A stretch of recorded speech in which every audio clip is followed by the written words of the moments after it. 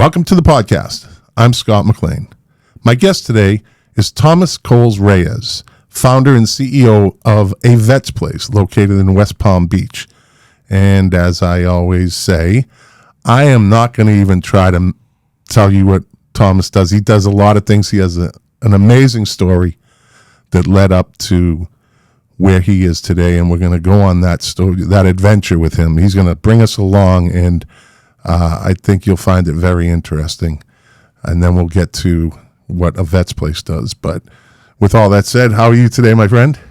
I'm fine this morning, Scott. Thank you for asking. And again, I just want to say thank you for inviting me onto the show. Now, Tomas and I have missed each other a number of times. And some of it, most of it, probably all of it, my fault. My fault.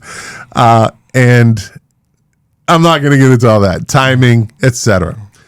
But we finally got this worked out, and he's here, and I'm glad he's here. And so, Tomas, you're an Air Force veteran? Yes, I am, Scott. I believe you are as well. Yes, I am, my friend. Finally. Finally. Thank the military gods I got an Air Force person on my show. They're always Marines and Army. I noticed that. It's like in Navy. It's like, where's my Air Force people?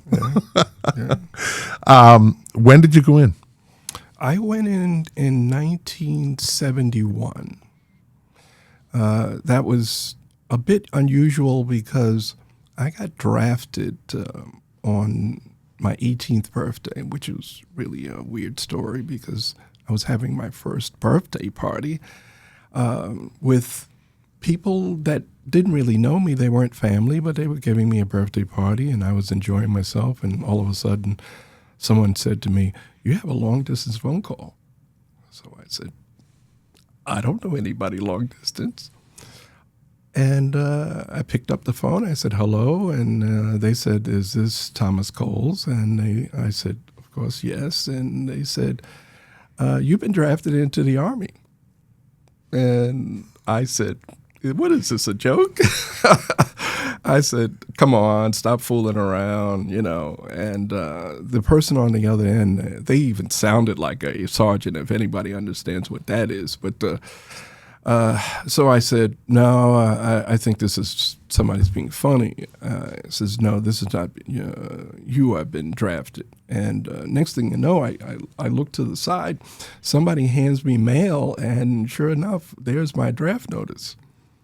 And I'm like, okay, it hit me.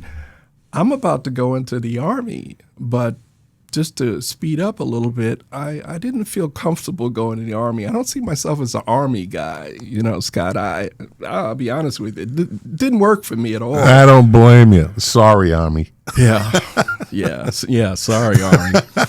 But I went to the recruiter and I said, "Listen, they're trying to put me in the Army." I said, "I don't see, I'm not Army material." So the guy says to me, "Well, okay, you have these other branches of the service. What do you want to go for or whatever?"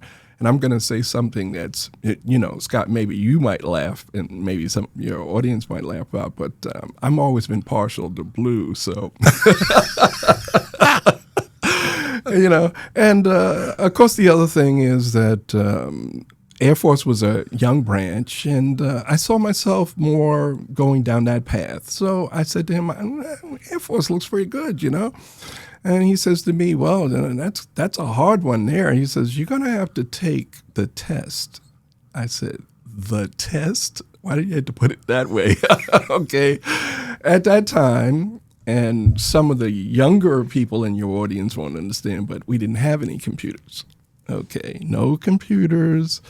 Had to go to the library and do your research. There was a huge book. I can't remember the name of it, but in this book, it had information about every single type of what you might go into, like administrative or mechanic. Your AFSC. Yes, that's it.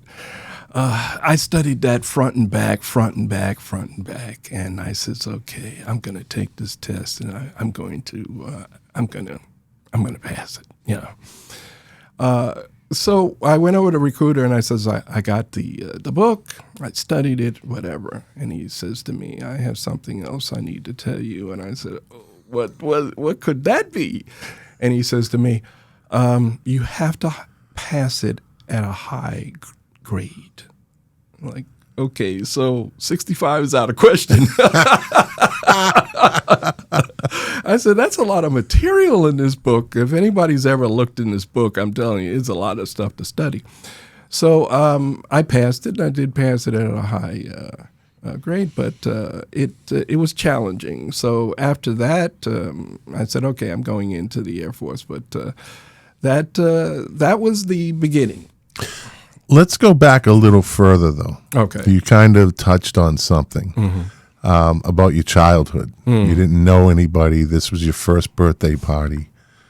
What was that all about growing up? My parents were probably not comfortable being parents.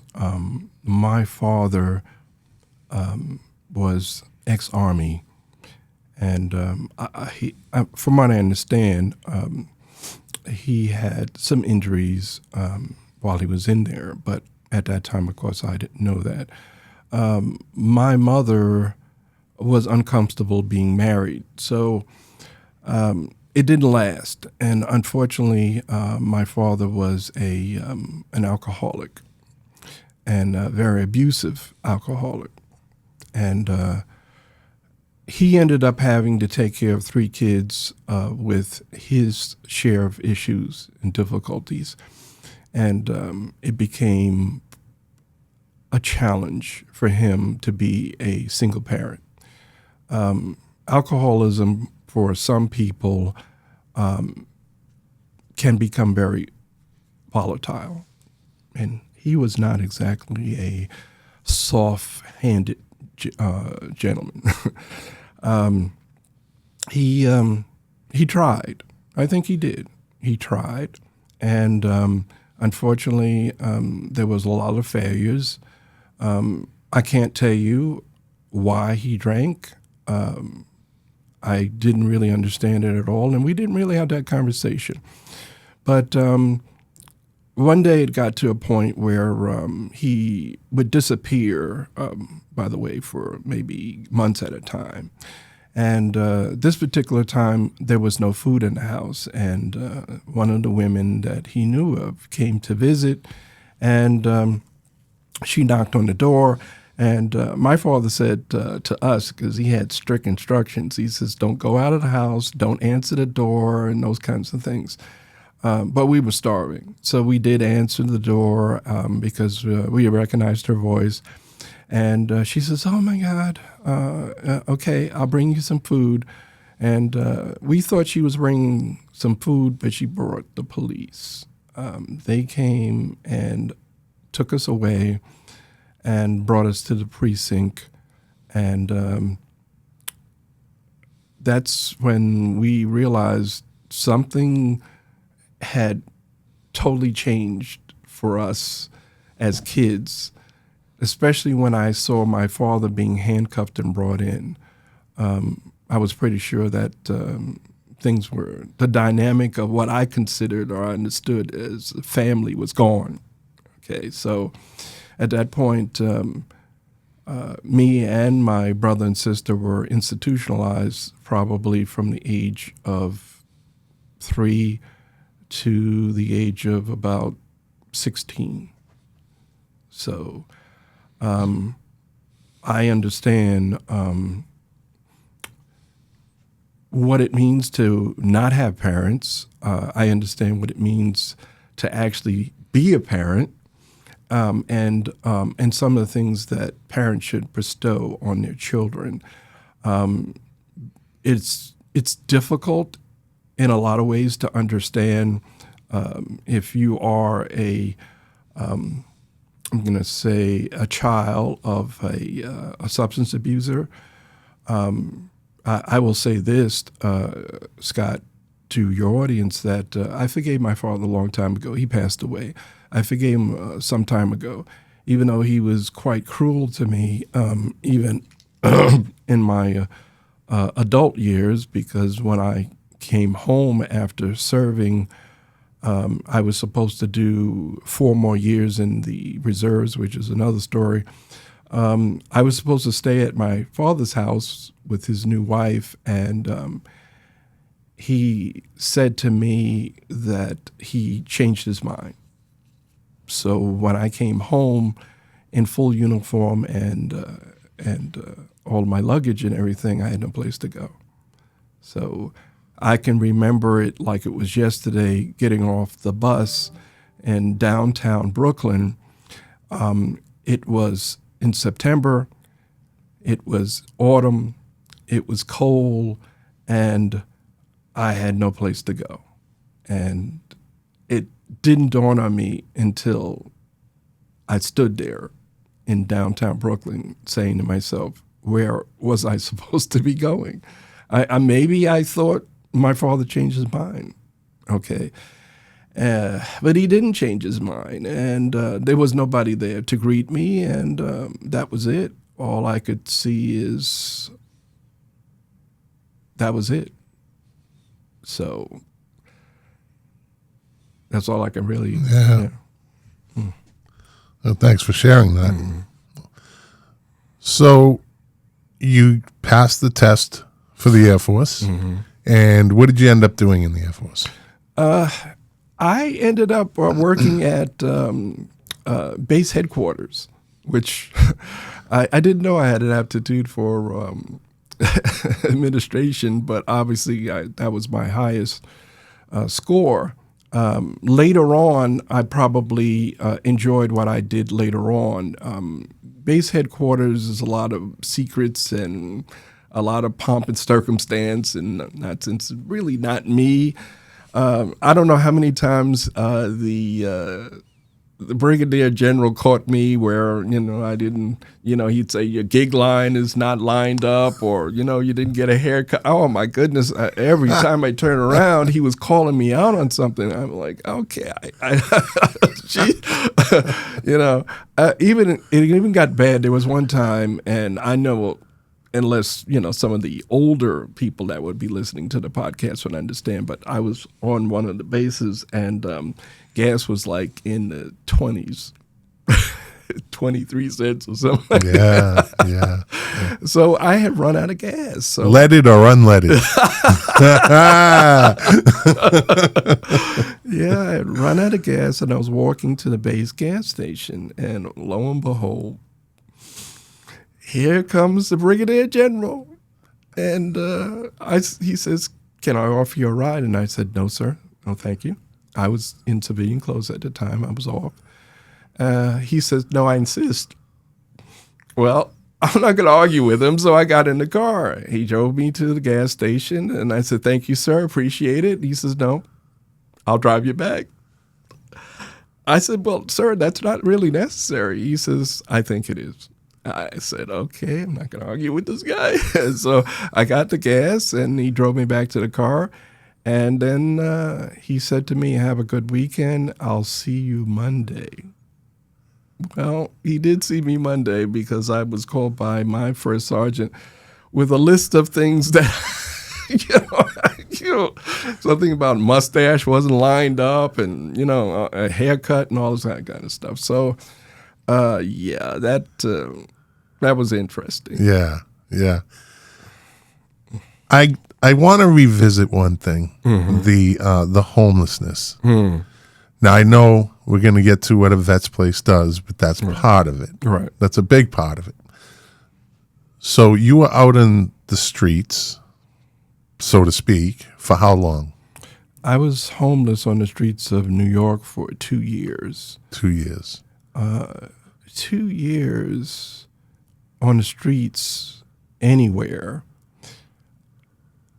Coming out of the military, that was a unique experience that I would not want anyone to have to endure. But I have to tell you, it made a profound effect in my life.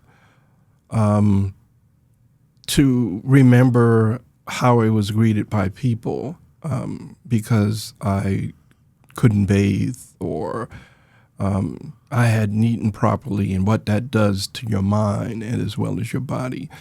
To walk endlessly and maybe not know where you're going or have a destination. That situation was almost my undoing. 2 years on the street almost killed me. But I don't know how you feel about religion, Scott. And of course, I don't push this on anybody, but I do feel that God gives no one something that they don't. He doesn't give you a burden that you can't carry. And in this particular situation, I had basically reached my limit. I can't say suicide was on my mind, but probably didn't really care, about living. And I heard something about a program which was called VLP, Veteran Leadership Program. And I don't know why, it just seemed like it was just sticking out there for me to read. And I said, I wonder what that's all about, and I said, okay, I'm going to go and find out. And I went to, and Veterans Leadership Program was in the Wall Street area of Manhattan. And anybody who knows anything about the Wall Street area is full of suits at that time, So I stuck out like a sore thumb, and they wouldn't even let me in the building. But there was a gentleman who was the president of VLP named Gene Gillison. Okay, and he brought me into the program and saved my life. Gene Gillison is still alive to this very day. I found him on LinkedIn, and I'm in contact with him. And he's probably in his late 80s. And we spoke, and I told him, I said, you were the person that saved my life, but you're also my mentor. And then I told him about what I've been doing, and he started crying. Okay. Hopefully, Gene won't listen to this because he'll start crying all over again. He's such a sweetheart. He's more than your mentor, it sounds like. It sounds like he was more your guardian angel. Yeah. Gene had several tours in Vietnam. And he knew what it meant when we came back, what we needed. And he was great in speaking to people. Gene would go to whatever business or whatever, and he would say, "Listen, my guys need this and this and this or whatever." And at that time, things were lean. He got people to pay for transportation tickets, get us some food. He got a place in a Wall Street area, and he got a bunch of computers, and he says, listen, I got a program. This is what I'm going to do for the guys or whatever, which, by the way, Gene was the one that got me to learn how to use the computer. Okay, he taught me how, like the rest of the guys, how to do an interview. He taught me how to be proud of where I came from and where I was going to go.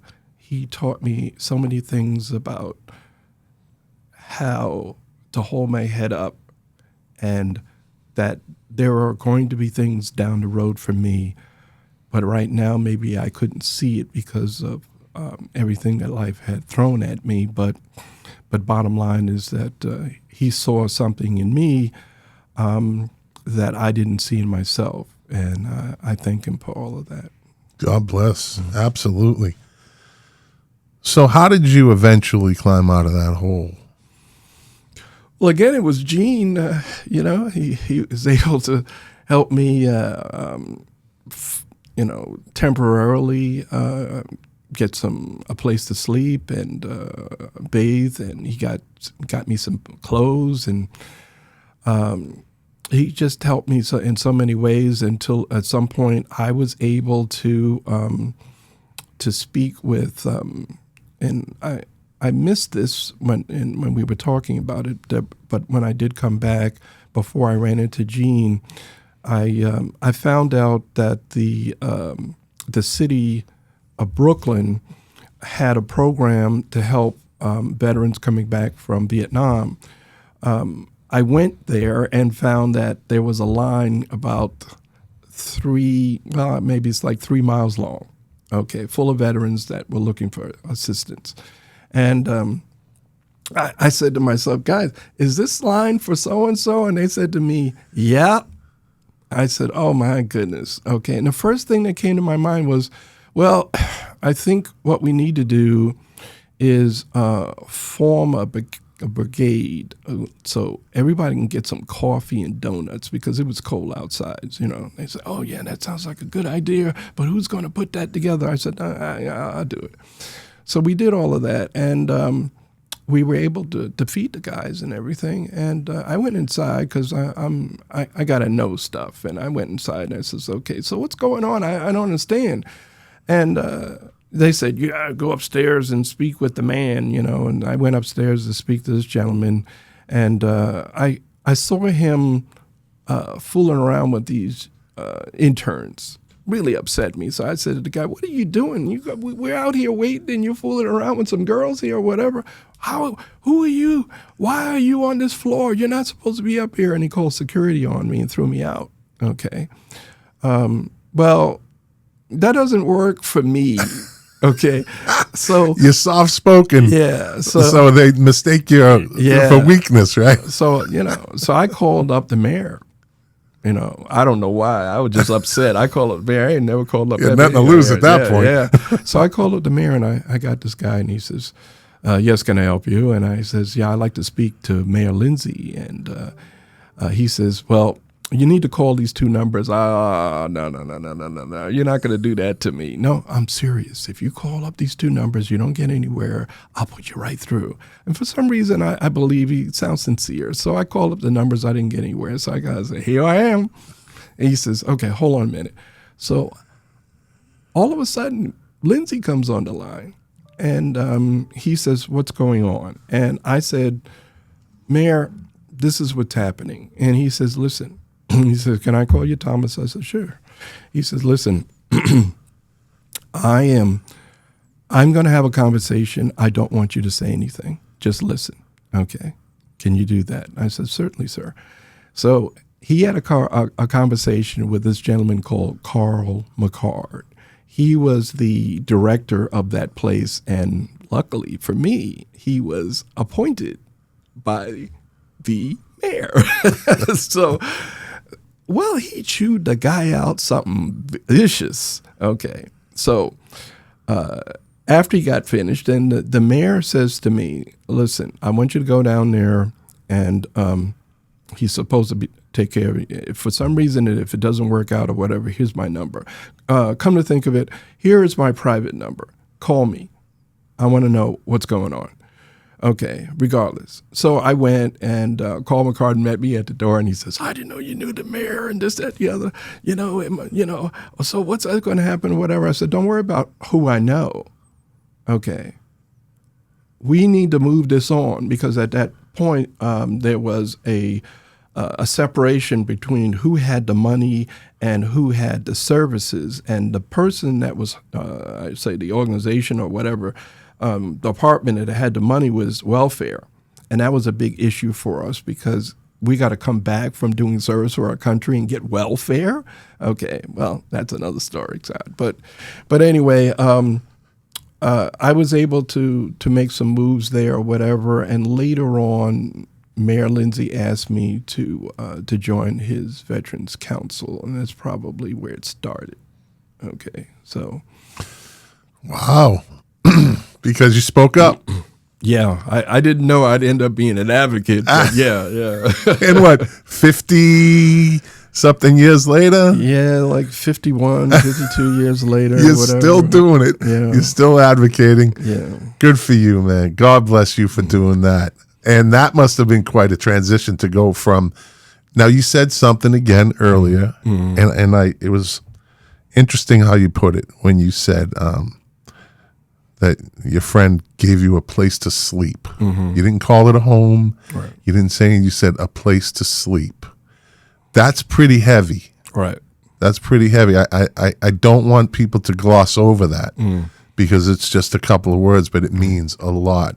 Just to find a place to sleep is, better. Right. Tell me about it. I mean, here in Florida, social services would call that couch surfing, but during that period of time, it was like, listen, you got a place out of the cold, even if it's a piece of floor, I'll take it. Okay. It was enough that during this time, and I know you probably can relate to this, Scott, we were coming back from service for our country, but in order for us to get reduced airfare, we had to wear our full uniform. So that was pretty rough for me, which is why I don't have my uniform today, because unfortunately it became tattered and whatever. But to come back to my home, and that became a uniform that I had to end up disrespecting because I was living homelessly in the street. Being in a situation where you had to humble yourself just so you can have a place to sleep where when you close your eyes, at least you felt protected. You felt that you may be able to avoid any kind of hardships, because the city of New York is a beast. It has no heart whatsoever. And to be able to close a door so you can close your eyes meant a lot. So, yeah, when it came to understanding what it meant to get any kind of bed, any kind of place where I could sleep, anywhere where I could actually even sit up in a chair and close my eyes, meant a lot. I interviewed a veteran a few episodes back, and he was also a homeless Vietnam veteran in New York, and he had jungle training, and he said that he learned to sleep in a tree, because it was all about safety. Like you said, it's a beast. Yeah. You find places anywhere that you feel safe. Like you said, you can close a door. If you can close a door, you can close your eyes. Right. So, okay, you're on the Veteran Council and life starts to happen and things start moving forward. And lead us up to how you thought about being crazy enough to start your own nonprofit. Because anybody that started a nonprofit knows it's not easy. It can be a little bit expensive when you first start. Right. If you don't come out of pocket with your nonprofit when you first started, you're not a real nonprofit. Wow. See, you understand what I'm saying, Scott. And I haven't even said that yet. But yeah, there's a lot of stuff before I ended up coming to Florida. Okay. But when I came to Florida, I had no intentions of starting a nonprofit. I didn't come to Florida here for that reason. I started due to my service-connected disabilities or whatever. Basically, my beautiful, wonderful wife, who I'm married to today, it's almost like 25 years or whatever, took care of me while I was healing. And I would occasionally, I had a business that I had in New York because I couldn't work for anybody. So it was called the Coles Reyes business. Actually, it was called the Coles Reyes Group. It's a combination of my first and my married name. Okay, so that's where that comes from. Anyway, I decided when I was down here, let me see what veteran organization I can help. So I ran into a veterans organization, and a lot of your listeners probably, if they're veterans, have encountered this group called Faith, Hope, Love, and Charity Stand Down House. Okay. And I went over there and I had a conversation, and I said, listen, I'd love to offer my services. And they said, sure, okay. So I started teaching computer skills, interviewing skills, resume writing, and a few Microsoft stuff. Okay. And one day, one of the directors came to me and she says, she's passed away now. She said, we'd like you to join our staff. We're about to take on a very big contract with the federal government, and we'd like your expertise. Well, one of the things I didn't realize, because I think a lot of people don't realize their skills and their strengths, is that one of my skills and strengths was putting programs together. Okay, so I put this program together, a couple of programs, and so they called me program specialist. So I was with them for about 2.5 years, and we went through 2 federal audits. And I'm telling you, those federal audits are something else. I'm telling you, they got guys come, and they had a guy especially just to audit the kitchen, and he did the white glove test and the whole number, and it was something else. But anyway, taught me a lot about working in an organization, working with a group that was committed to working with veterans with substance abuse and mental health. But in working with them, I have a big mouth. So I got invited to a homeless conference, okay. My wife said, you need to come with me. And I said, okay, I'll come with you. And she says, but, knowing you, I'm going to tell you up front, keep your mouth shut and just listen. Well, I'm sitting in the audience and I'm telling you, Scott, I can't believe it. They named a bunch of homeless groups, but no veterans. So I said, okay, my hand had to go up. I'm looking, my wife was like, no, don't do it. And I said, excuse me. Okay. Have you forgotten about veterans? Okay. Oh, I don't understand why we missed that. Yes, you missed veterans. Okay. We have homeless veterans here. Okay. Anyway, after I said my little 2-minute speech and all that kind of good stuff, I guess it was like some kind of verbal spanking or whatever. It was more like probably a guilt thing, but anyway, how dare you forget about us. But anyway, after that, I go to walk and my wife was giving me this cross look like, oh, I told you not to. Next thing you know, I had a senator and a congressman walk up to me and they said to me, do you have some time? Well, next thing you know, that senator and that congressperson or whatever came to stand down, and that changed everything. Okay. I became very friendly with one of the congressmen, and Congressman Klein. He was with us, so he was great. And there was another congressman and senator. But anyway, that made a big difference. But I guess that kind of made me feel as though, well, okay, there is another stage to advocating and also making a difference for veterans. So I took all of that experience, and after I left Stand Down, after a couple of months, I was like, I can do better.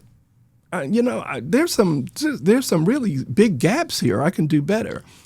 So I went and took a walk downtown West Palm, and I was walking around, and I saw this, this building. It had a small house. It had also a parking lot, mailboxes, 2 apartment buildings, and a commercial building on it, all on the same lot. I said, that's Vets Place. That's how it got named. Okay, not some epiphany that came to you one night at 3 a.m. Right. I'm going to call it a Vets Place. Right. No, that's how it was called, Vets Place. Now, the original idea behind Vets Place was permanent affordable housing for veterans and their families. Notice the way I said that, because somebody said to me, you got to get an elevator speech. And that was my elevator speech. So no longer transitioning. I don't believe in transitioning housing. I got sick and tired of... Why not? Let's stop right there. Okay. Yes, let's get into that. Because there is a real need for permanence. When a veteran is looking at the possibility of saying, well, okay, after I got used to being here, after I got used to your rules, your regulations, or whatever it might be, or the neighborhood, or the people that live there, or whatever, and now all of a sudden you're telling me I have to leave. Okay. So, no, that's one part, and that's for single veterans. The other part is the way that things are set up in most places, not just here in Florida, is that the woman will either have a female program, and if she has children, maybe it'll be a female program, and the children be another program, or it will be a female and children program. And the male, who's the husband or whatever, will be in another program. Okay, I don't believe in splitting up the family, which is my own background. Exactly. Okay. Yeah, your lived experience. Right. Yeah. So I had families living at Vets Place. Okay. How did you get the space? Like, how did you say, oh, yeah, because that's a big part of this. Okay. Like, you didn't just snap your finger like the name. It's like, no, I want a place. And there it is. Tell us how you got that. I'm sorry to interrupt, but this is important. So I looked up the property and I found the name of the owner.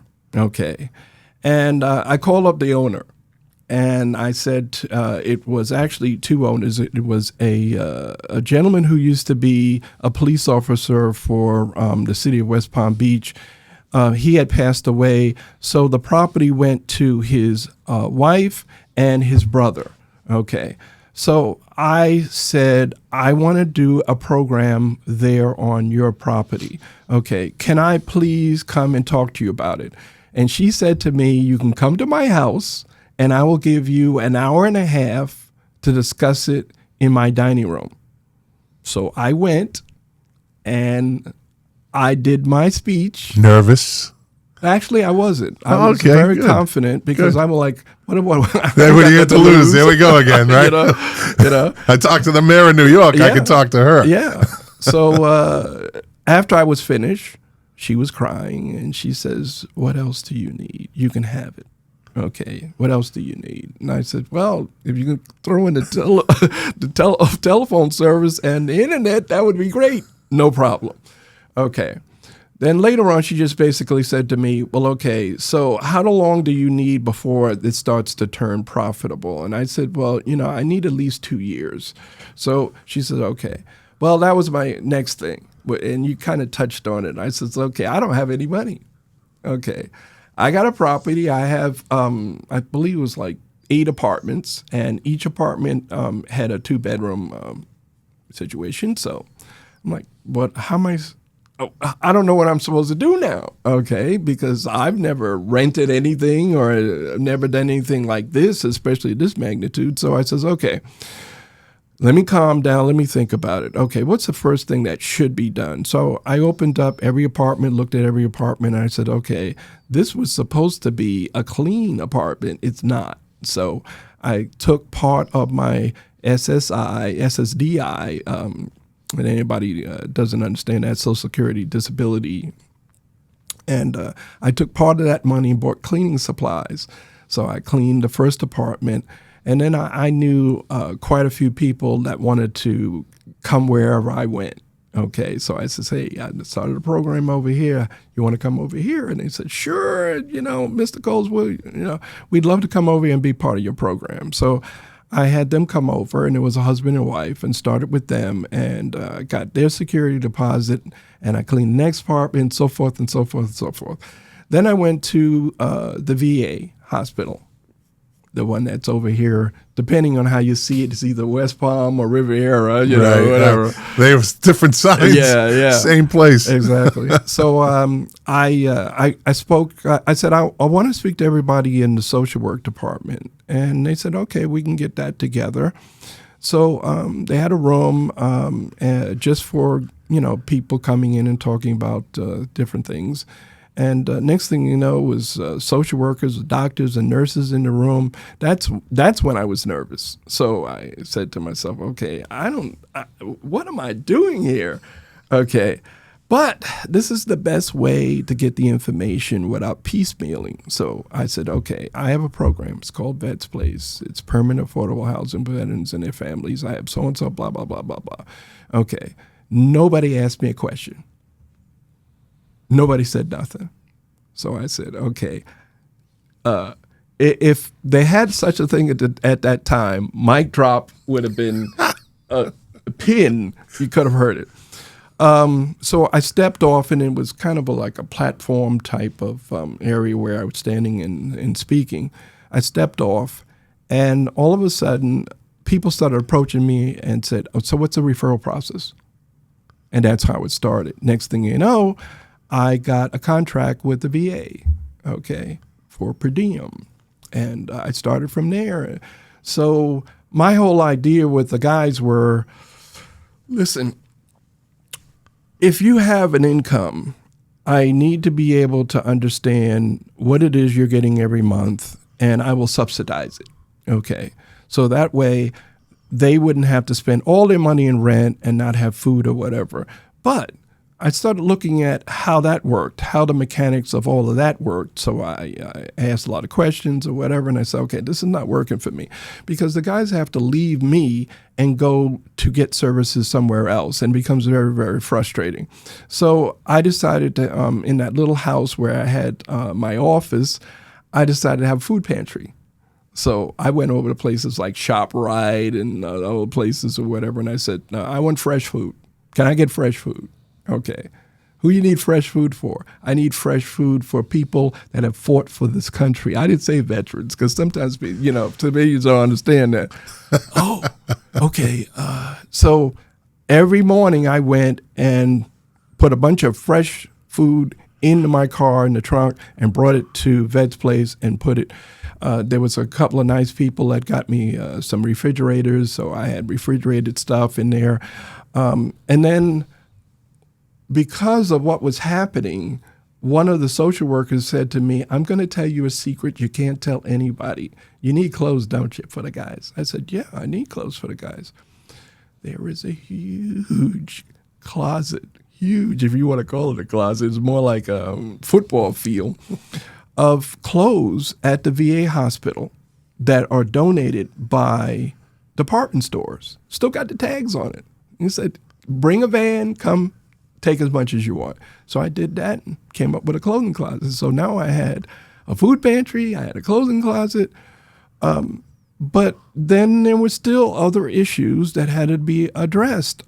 So a lot of the guys did not have their duty to 14s or other legal documentation.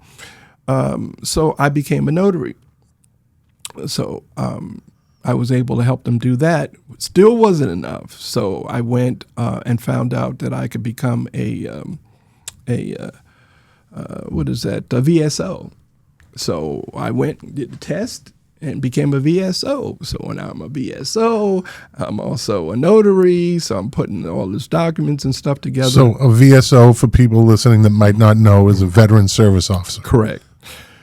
And so I was doing all this with the guys, and then I instituted another thing that I was doing in New York, which was coffee social.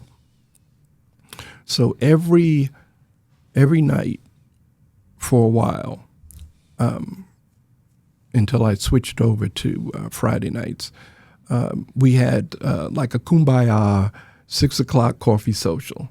We had coffee, we had donuts, and we'd sit about and talk about the day. it allowed me to be able to understand if somebody was slipping, somebody was going some issues or whatever, because nobody was going to, I'm going to say this because you know what I'm talking about, Scott, and some of the people that are listening, nobody was going to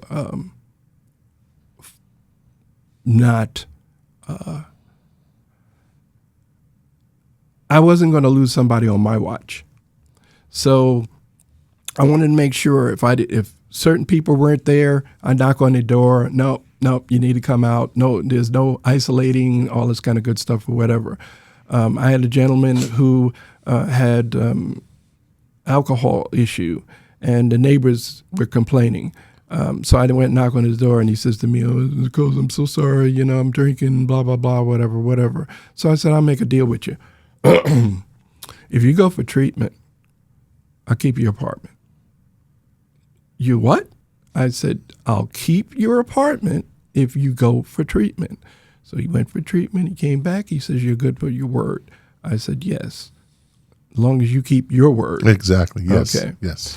And then, of course, I had other veterans that were stronger, and they would help in looking after, because I believe veterans are best looking after each other, and they can recognize certain red flags or whatever. So we went from that, and we ended up with a sum total of 30 apartments. Wow. Now, this podcast gets heard all over the country. Mm-hmm. I don't think people really understand a property like that in West Palm Beach. It's unbelievable that you got that. Yeah, it's downtown West Palm. That is prime real estate. Prime of the prime. Yeah. Right there. Yeah. And wow. So 30 apartments, a food pantry, a clothing pantry or a closet, right? Notary. Right. VSO. I'm just going to ask you this. You have your Vets Place shirt on. Right. If you unbutton that, is there an S on your T-shirt underneath that? No, I left that at home. It's in laundry. That is huge undertakings for one man, one person. Well, that may be true, except for one thing, Scott, is that I think it turned out that someone coined the phrase one-stop shop. Yes. I didn't like the idea, for me, when I was homeless, how many places I had to go just to get one service, much less several.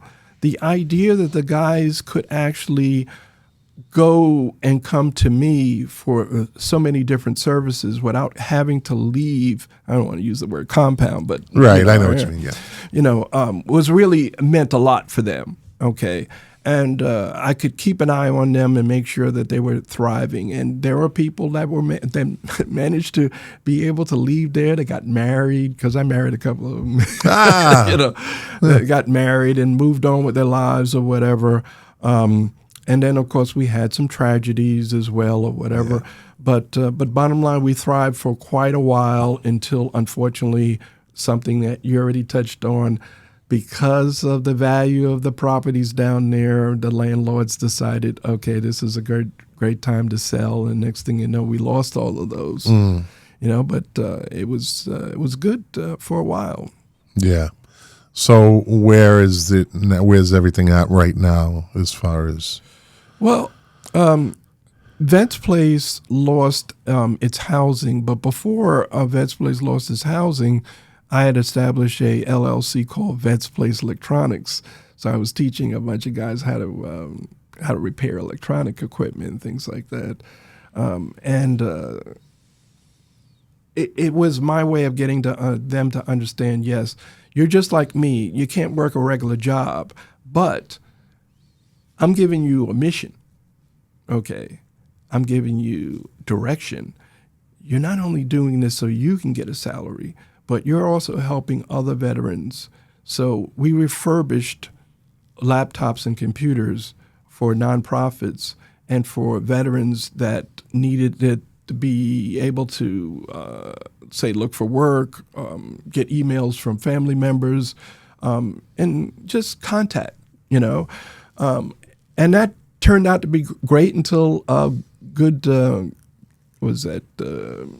one of these nonprofits ended up taking it over, and they had much better operation than we did. But anyway, eventually, when we lost all of the properties, I ended up having to ask the city of West Palm Beach if I could take an office that they may have available. So we were there for a good period of time. And I was sharing my time between the city of West Palm Beach, which was 3 days a week, and the city of River Beach 2 days a week.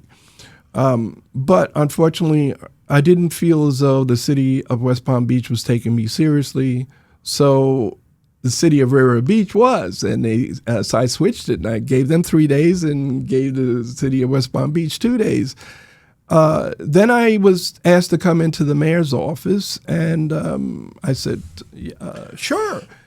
Turned out that the mayor offered me a position that I couldn't refuse, and I gave my. I went in and I spoke to the city of West Palm Beach, and I said, listen, I'm you guys. I started here. Okay. Is there anything that you can help me, with, or help me grow or whatever? Is there, but they were closed to me. They made a lot of promises. I guess, that's what happens when you get into the political piece or whatever. And I'm not really a political person. I may be an advocate, but I get upset with some of these political people. I'll just put it out there. They tell you one thing, and then, whoever comes up with a better deal. And so I ended up just taking the job as Director of Veterans Affairs for the city of River Beach. But I brought Vets Place over there because one of the stipulations is that they needed a 501c3, and of course we had one. So I was over there for quite a few years until the mayor lost the election, and that was it. But I learned a lot while I was there about how to address city citizens, listening to a lot of complaints and other things that city officials get. But I also was on a lot of television, local television shows and radio shows, because the mayor had a radio show he did once a week. So I did a lot of those, and that helped me a lot. But at the same time, I had to do certain duties that I didn't have a problem with. Like, for instance, Veterans Day was all on me. The city of River Beach, it wasn't an official position under the city. It was a appointed position by the mayor. So I didn't get a salary. The mayor was nice enough to give me a little stipend here and there for me to be able to do certain things. Him and I would work together and do different job pieces. Forgot what you called it, where you get a bunch of people together and from different companies or whatever, and then you get your veterans in there with resumes and who are looking for jobs or whatever. So we did quite a few of those. I did some other things at their library or whatever. That was great. But after the mayor did not get elected again, shortly after that, I got diagnosed with cancer. And that took me out of the pocket for 8 years. I handed it over to someone else, but unfortunately... they weren't you. No. Yeah, that's the difference. Yeah. That was a rough time for me, because as much as I heard the decline and what was happening to Vets Place, I couldn't do anything about it. I needed to focus on my family, and I needed to focus on my own health. So I eventually just kind of let it go. My wife was saying to me, well, you've done so much for veterans, you don't need to do anything else. You don't have nothing else to prove. You can't stop. Yeah, she didn't understand Yeah, that. no. It's in the blood. That's right.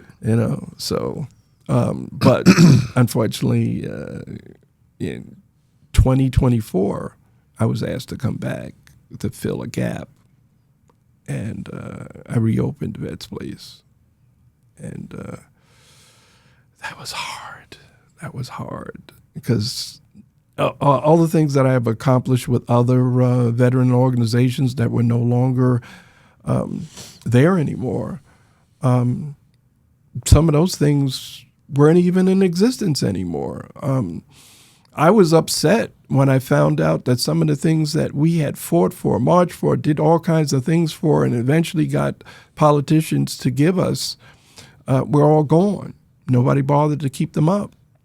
And I said, oh my God, that's like, here we are just talking about stuff that we shouldn't be talking about. We should be talking about newer things and things that the new veterans need, not stuff that we already supposedly conquered and addressed.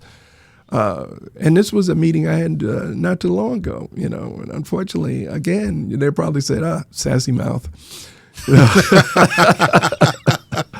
He spanked us. I don't like that. I was telling my wife, I'm probably going to have to pay for that. Okay. But, unfortunately, when I feel that something is not right when it comes to veterans and that kind of thing. You're very passionate. Yeah, I just do it. So hopefully they can understand where I'm coming from, but at the same time, we can get together and, do something to address it. But coming back at 73, the wind was not in the sails. Yeah. Yeah. Yeah. And we had lost our 501c3. We had lost a lot of stuff that was not taken care of. All our legal documents were suffering. So I had to come back and I had to explain to the IRS why so many years, none of those. No filings. No filings. Yeah. So they said, okay, what's the difference now? So I had to write a big, huge, long letter explaining the whole thing.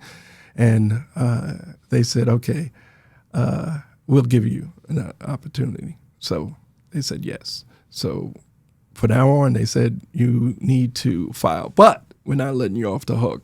All those years that you, whoever it was, didn't file, you're going to have to file for all those years. So I had to sit there and do all the filings. Oh, I'm like, I can't believe this.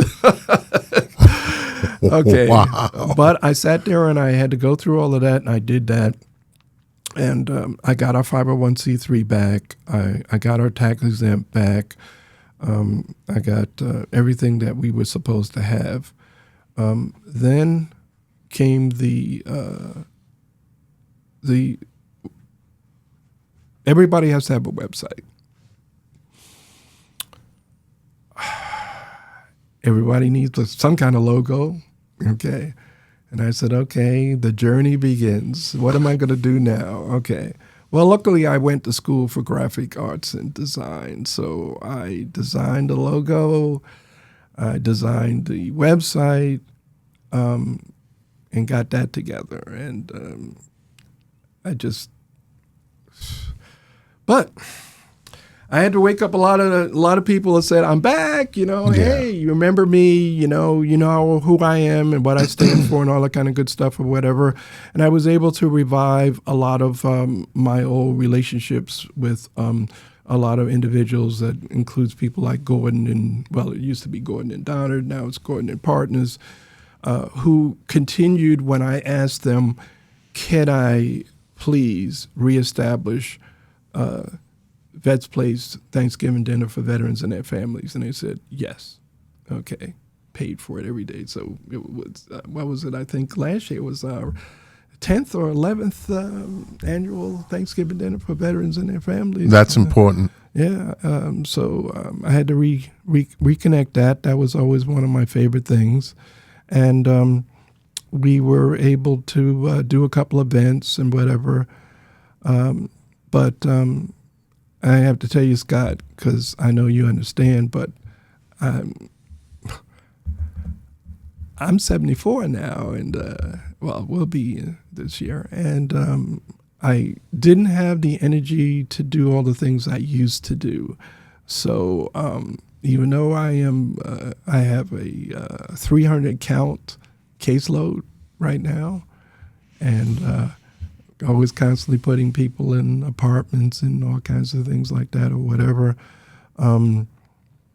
And I don't sleep well at night. I have my own medical issues and things like that.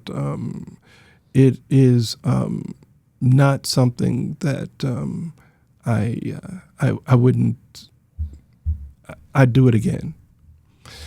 It's so important, but at the same time, it's like saying I could have done a lot of different things.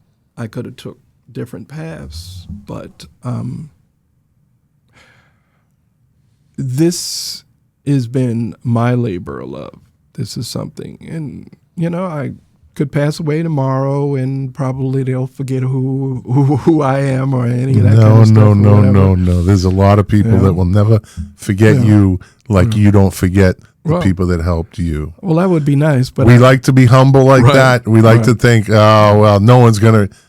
You've left a mark. I'm sorry to interrupt. Well, I'm always hoping that if I did something for you, that you'll think, well, Mr. Coles did something for me, and he didn't have to. He went the extra mile for me, and he didn't have to.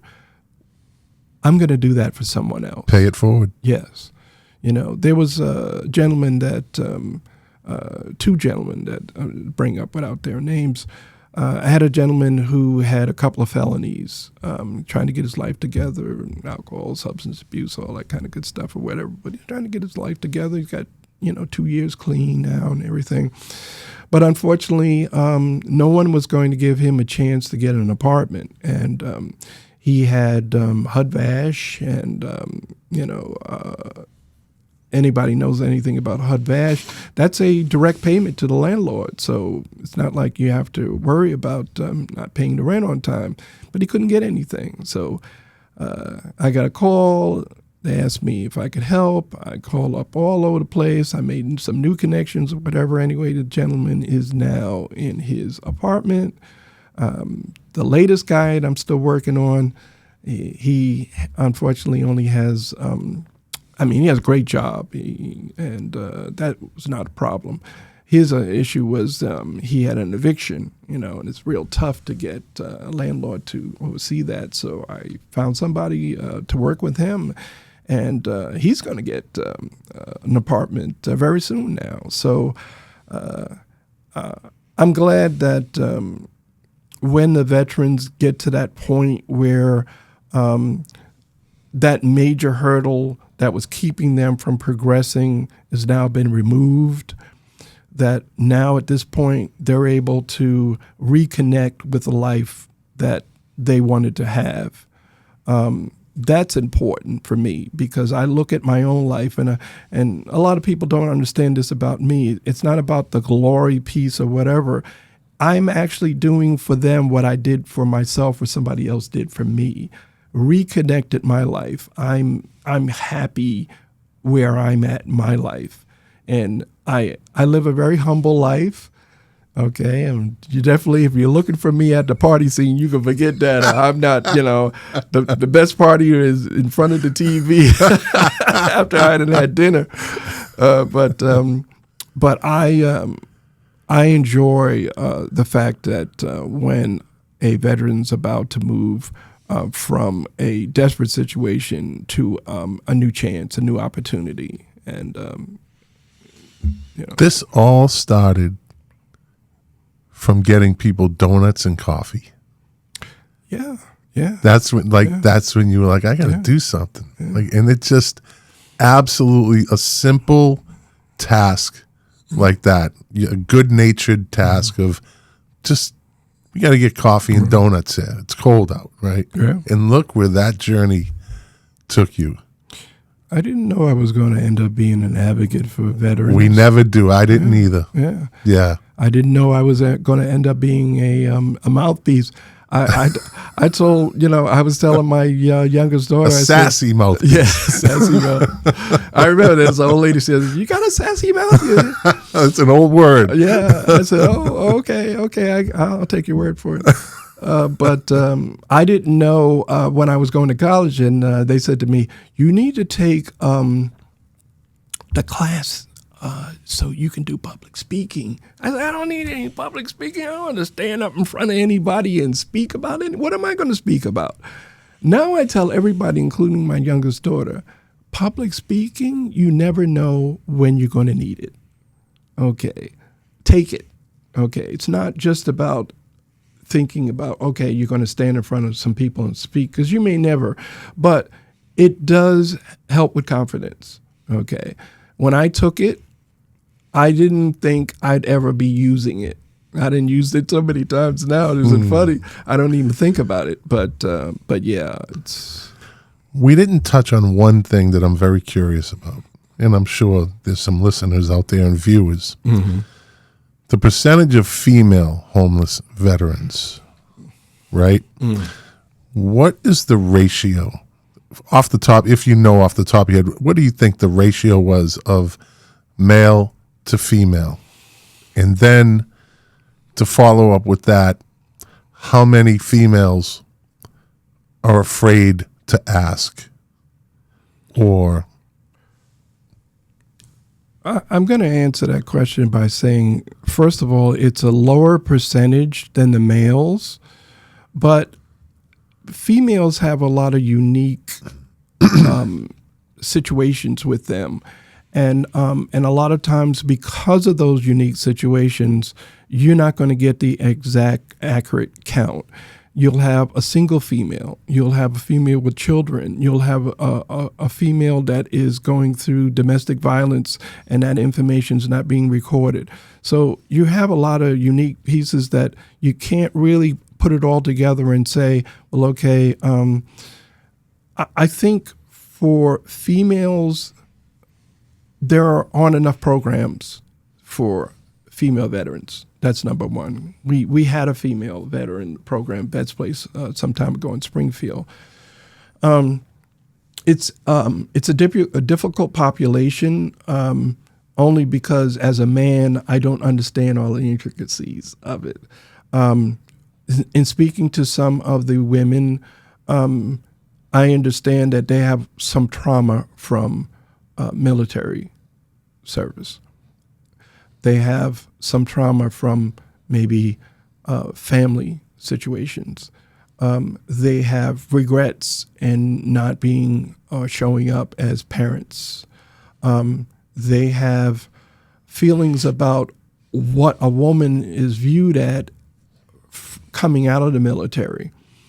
I remember there was a woman that said to me, well, I was a nurse before women went into combat, but I was a nurse in the combat zone, okay? But nobody ever gives me that, okay? Women come to me and they talk about combat issues. Are they going to downplay the fact that I'm a woman and therefore I don't have the same issues of a man in combat? And one of the things I say is that, and I know you'll be able to ID with this, Scott, is that when I was diagnosed, it was a long time after that they came up with the term PTSD. Mm-hmm. Okay. I was told, oh, you got shell shock, yep. Whatever. And, I was talking about that the other day. Yeah. Shell shock. And if it wasn't for so many veterans complaining and having the same symptoms, then probably they wouldn't have even gotten to that diagnosis.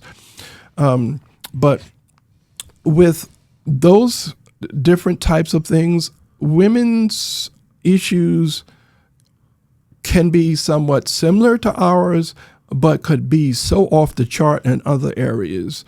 And then, of course, when you are a woman who is dealing with your combat issues and trying to raise children, okay, I'm pretty sure down the road there are going to be some statistics on that.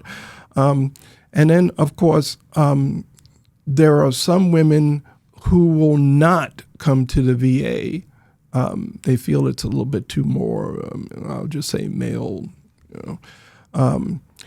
small department addressing women instead of just having a department that addresses women and males that come in or whatever. But I think there are a lot of women that are not coming, that's showing up to the VA to discuss those things.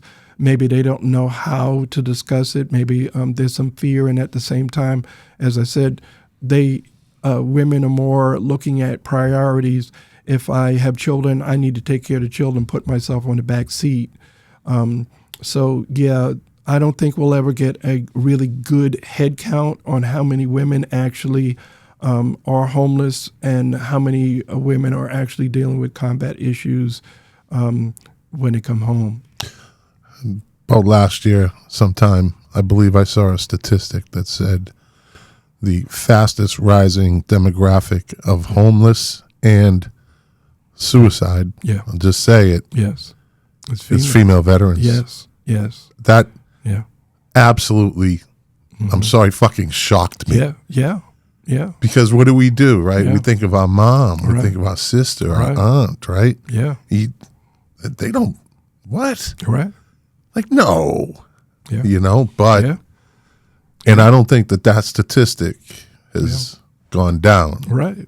until it gets seriously addressed.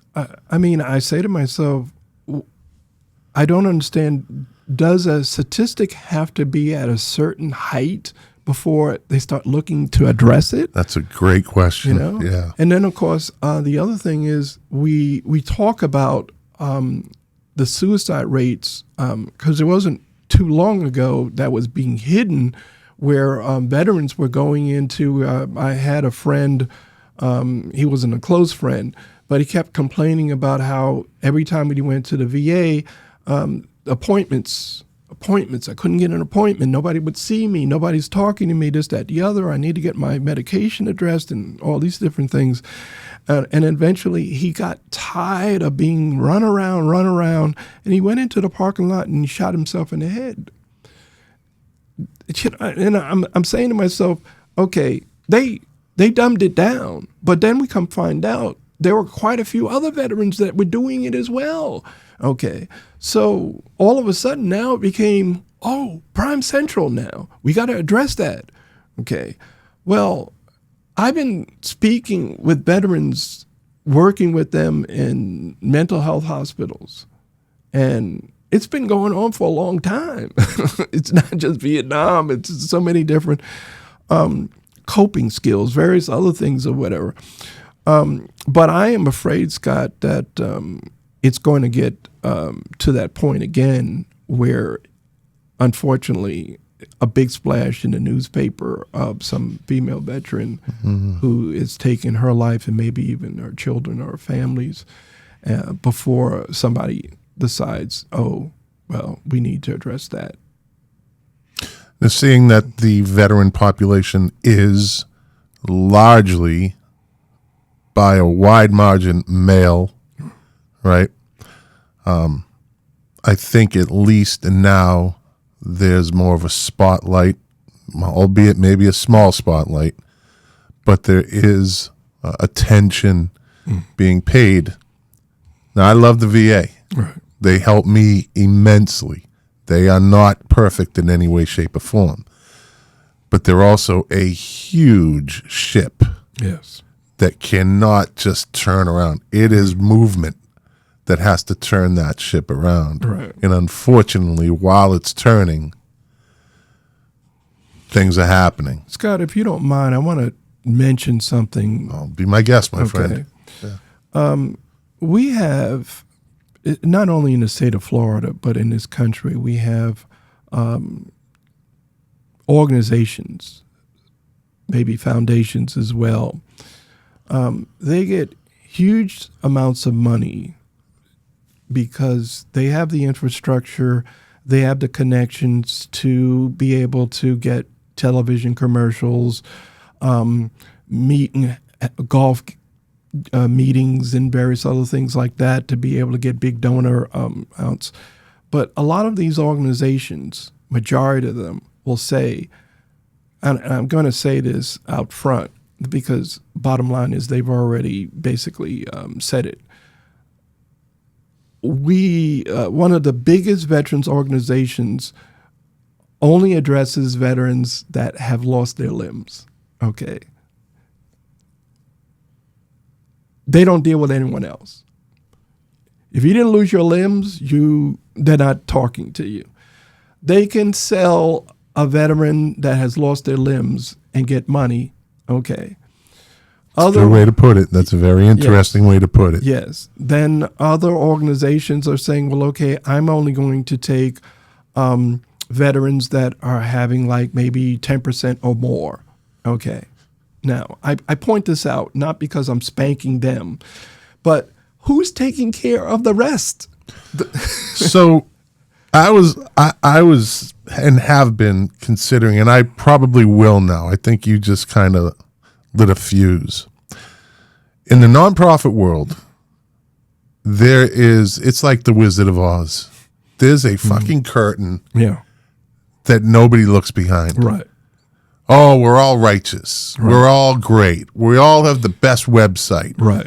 We all have this, let us help you. And there's a lot of virtuous people out there. Right. And there's a lot of people that care. And there is. But there is only two class of people in the nonprofit world. There is no middle class. Right. There just isn't. It's like when you get money, people give you more money. Right. The people at the bottom. And I am not complaining by any way, shape, or form. This is my experience in this. And I love it, and I'm not going to stop doing it. Right. But there is no middle class in the nonprofit world, at least the veteran space. Right. You are either struggling for money, and you have to dig, or and I'm just going to throw things out there. You said it perfectly.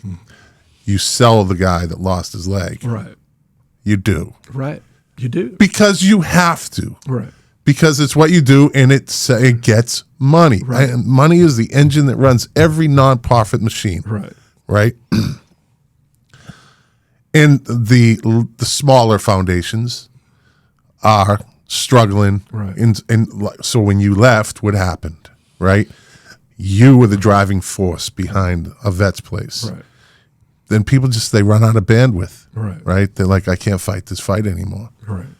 And so what you get is that two classes of people in the nonprofit world, right? Right. But and it just doesn't make sense because there's a lot of small nonprofits that are doing amazing things, right? But they don't have a good grant writer because they can't afford a good grant writer. Exactly. Or they don't have someone that even knows how to write a grant. Right. And thank God for AI, right? Right. Right. AI has been a big tool for nonprofits. Right. But you're absolutely right. They only help, and maybe that's their niche. Everyone has their niche, right? But it's the money, and then it's the you fight month to month sometimes, right?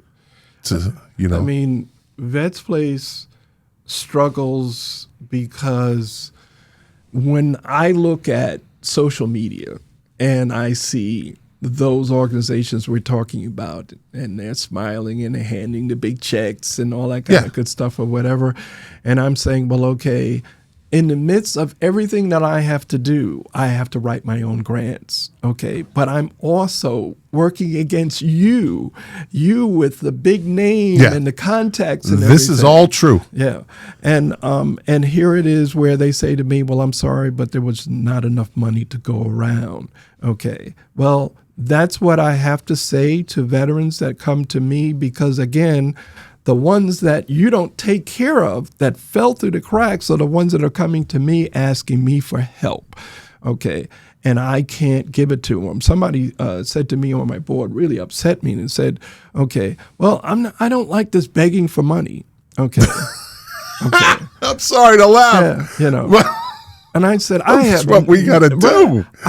I said, I never look at it that way. I'm telling people about a situation, and they are compensating. They are saying to me, listen, we'd like to help you, okay, because we know money makes the world go round. We want to help you. How can we help you? Okay. Now, a lot of people out here don't understand there is a certain set of money where when you have grants, you have to adhere to the those standards guidelines. of the grant, yes. Exactly. Okay. Then there are monies that come to you that are what we call unrestricted funds, and you can do whatever you want with them. Okay. Now, I have a very small operation, such as yourself, Yes. or whatever. Yeah. It is just what I need to be able to operate and at the same time see some people. Okay.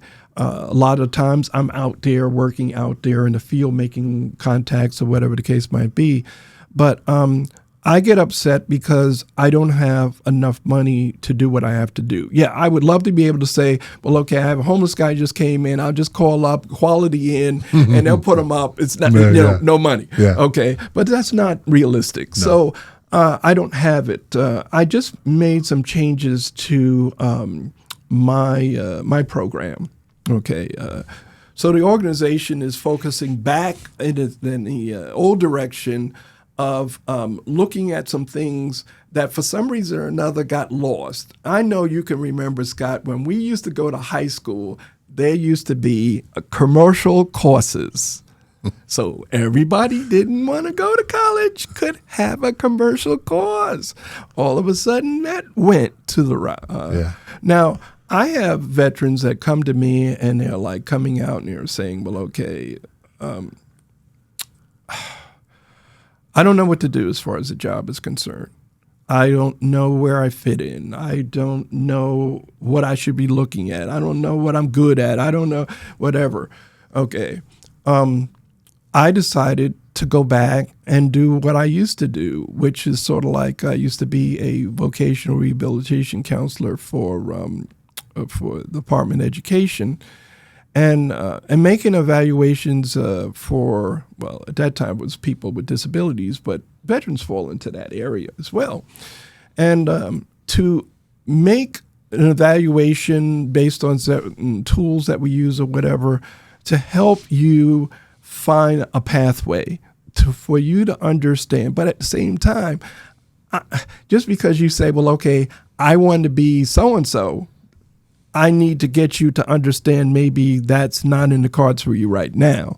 Okay. But at the same time, I do constantly look at where the direction is going as far as the economy is concerned. What jobs are going to be going around coming to us? Who's coming here? What the demands are as far as the positions are concerned, like you touched on AI and things like that. There are going to be quite a few companies that are coming here, and they're going to be looking for skilled workers in those areas. I'm trying to get some of our people, veterans, to start focusing on taking training that I have hooked up with 2 different schools for those specific skills. Okay. I'm also working with another program, which is what I call Entrepreneurial Boot Camp. I know some people can't work for somebody, but they had a dream. Okay. I had a dream, and I've had several businesses as well, and I consider them to be very successful. But bottom line is there's somebody out there that maybe is a great baker, but doesn't know how to make that dream come true. And we could one day walk in and go like, thank God that so-and-so has this bakery because he's got the best baked goods around or whatever. I just feel as though that I've had this entrepreneur boot camp probably 4 or 5 times. And each time it has turned out so many people that want to come in and consider starting their own business, okay, and hooking them up with the right individuals to talk about some real honest to goodness. What does it take to start a business? What do you really need to look at? You know, everything isn't, it's always got cash, but everything isn't about cash as well. Because when I started my business, luckily I did have accounting and finance from one of those commercial courses in high school. So I didn't know how to do my books and understand capital and all that kind of good stuff or whatever. But I do have some community individuals that will come in and discuss those kinds of things. So if that's something that you were really interested in doing, you got a good shot in doing that. And as like I said before, the other program, yes, I'm still addressing the employment situation, especially unique situation when it comes to veterans and getting the right type of employment. We still have case management where we work with the person. And I say all of this right now because anybody who wants to volunteer, please call me up. So I was going to get to that. Yeah. We're going to get to that in a second. All those things I'm talking about is me. Okay. I'm only one person. I'm not trying to be an island. But bottom line is I follow a person all the way until they don't need me anymore.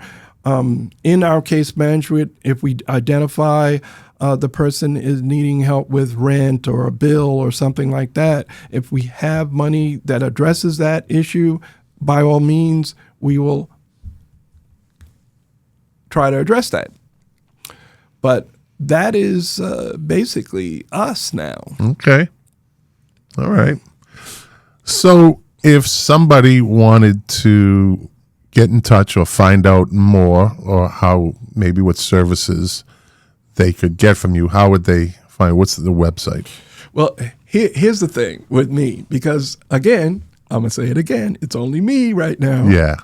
I have made it so when you go to our website, which is vetsplace.org, when you go to the main page and you go all the way down to the bottom on the left-hand side, all you have to do is click on that, or you can just put in info@vetsplace.org. You will automatically going to book an appointment with me, okay? It automatically, technology is great. It automatically takes a look at my monthly calendar and asks you whether or not, what day you want, what time you want, or whatever's good for you. And if you select that, it'll plug you in, and then it'll let me know that I have someone who wants to see me for whatever particular reason or whatever case might be. That's how I do it, because I'm too busy running around trying to do other things or whatever. I can't sit in the office waiting for people to call me. So you can do that. And then the other thing I wanted to mention, Scott, is that on the bottom, the same page at the bottom, but on the right side, they can also subscribe to The Veteran, our digital magazine, which I came up with as well. Is there a donate button on your website? Yes, there is a donate section.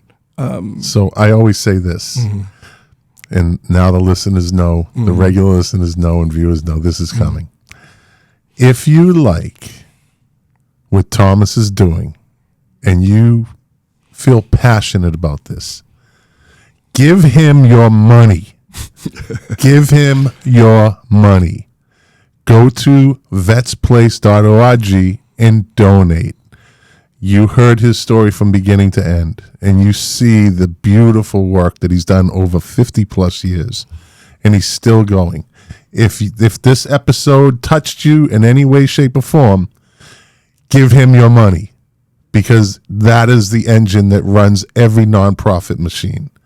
And I think, I hope people give you their money, Thomas. I really hope so. It's definitely going to go to a good cause. If you want to see it go to a good cause, I guess what? Not only can you donate, but you can also volunteer so you can make sure it's going for a good cause. Yes. Okay.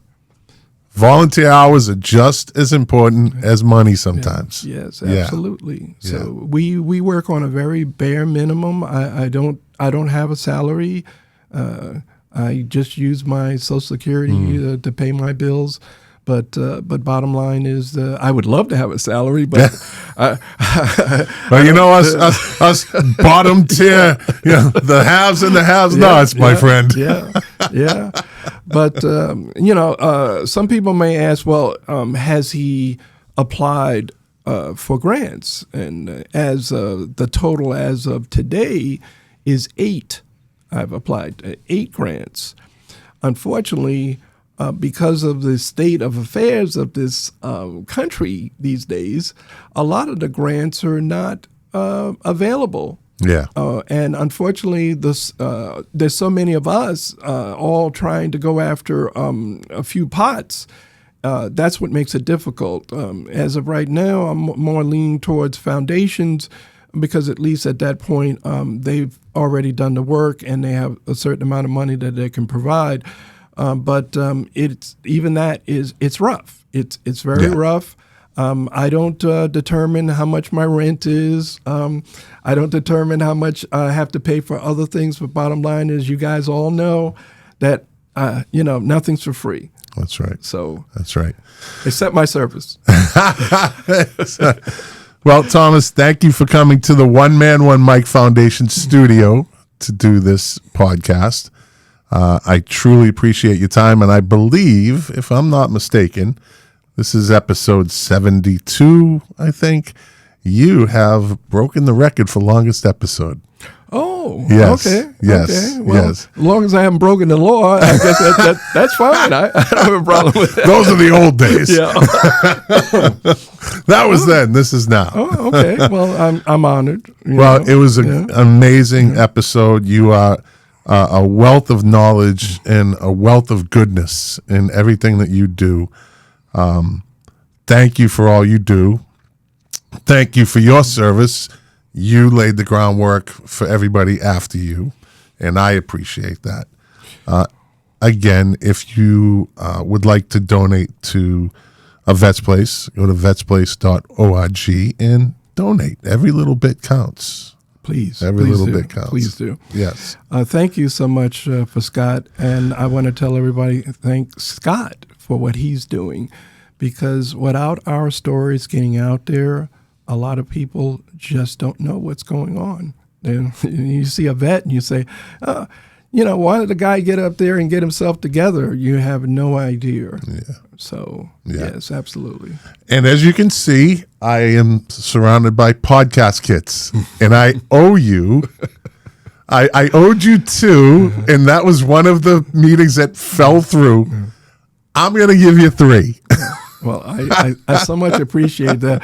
I have somebody already said to me, "Can I get learn how to do that? Does Scott have a?" I have a class. I said, "Yes, he has a class. You can come in. Make sure you go to vetsplace.org and put that in, and I will say yes, of course. I will hook you up with where Scott will want you to sign up for it." And that's One Man, One Mic Foundation. We teach veterans. I teach, like you, it's just me, veterans. I teach them how to podcast. Podcasting is very therapeutic. It does actually foster post-traumatic growth. If somebody, as we talked about earlier before the show, isolates, they don't have to. They have a microphone, and a laptop is all you need. Right. And you can be heard, and you can meet people, talk to people, tell people what's on your mind. It's very, very therapeutic. There's no topic if you don't want to talk. You could talk about. I have a veteran that wants to do a podcast on office furniture. Right. Anything you want. Right. It's your part. From concept to publication, and it's all free. Right. What we offer is free, in the storytelling aspect, which is very important. But again, Thomas, thank you very much for coming on the podcast. I appreciate it. I'm sure we will be in touch more now than ever. If there's anything ever I can do for you. Yes, because I forgot to mention, Scott, that we're putting you in the next issue of The Veteran. Well, there you go. All right. See, I'd be more than honored to be in that. Thank you for that. And so I'm just going to do my outro and stick around. So, well, we built another bridge today. This was an amazing bridge, covered a lot of space. Thomas is an amazing individual, and I love everything he's doing. From where he came from to where he is today is an absolute journey, and it was a journey full of passion. And Veterans are lucky to have them in our space. And with that, like I always say, you will see me and hear me next week.